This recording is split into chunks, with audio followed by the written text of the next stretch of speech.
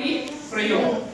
बघा आपलं वाक्य आहे समीरने आंबा खाल्ला. समीरने आंबा खाल्ला. बरोबर. ठीक आहे. ते लिहिलं थांबव. समीरने आंबा खाल्ला हे आहे आपलं वाक्य. आता या वाक्यामध्ये समीरने काय आहे? कर्ता. समीरने काय आहे? कर्ता. कर्म काय आहे? आंबा. कर्म काय आहे? आंबा. आणि क्रियापद काय आहे? खाल्ला. खाल्ला. एवढं समजलं तुम्हाला?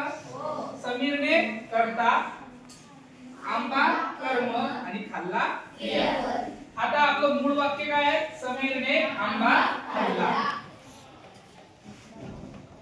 समीरने आंबा खाल्ला.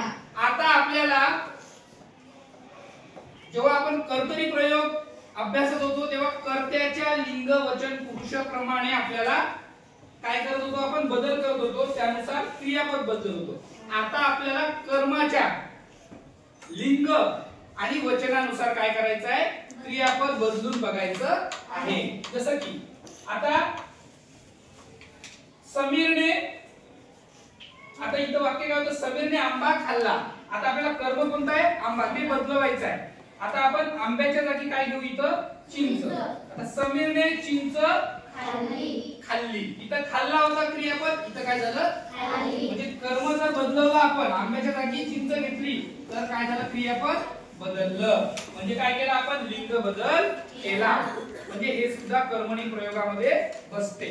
बघा दुसरं वाक्य आहे आपलं समीरने आंबे खाल्ले. इथं कर्माचं काय केलं आपण? वचन बदलवलं. इथं एक आंबा होता. बरोबर. आंबा होता. इथं काय केलं? आंबे म्हणून अनेक वचन केलं. तर अनेक वचन कर्माचं रूपांतर अनेक वचनात केल्याने क्रियापद सुद्धा बदललं. खाल्ले. काय झालं? खाल्ले. तर समीरने चिंच खाल्ली, लिंग बदल केला तर क्रियापद बदललं.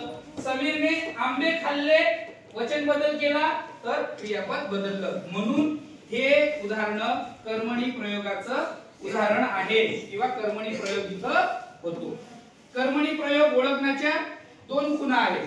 ज्याप्रमाणे कर्तरी प्रयोग ओळखण्याच्या खुणा होत्या की जसं कर्तरी प्रयोगामध्ये क्रियापद हे वर्तमानकाळी असायचं आणि कर्त्याला आणि कर्माला प्रत्यय लागायचा नाही. त्याच्या उलट कर्मणी प्रयोगामध्ये क्रियापद हे भूतकाळी रूपात असते. क्रियापद कसं असते? भूतकाळ असते आणि कर्त्याला प्रत्यय लागतो. इथं ने प्रत्यय लागतो. बरोबर.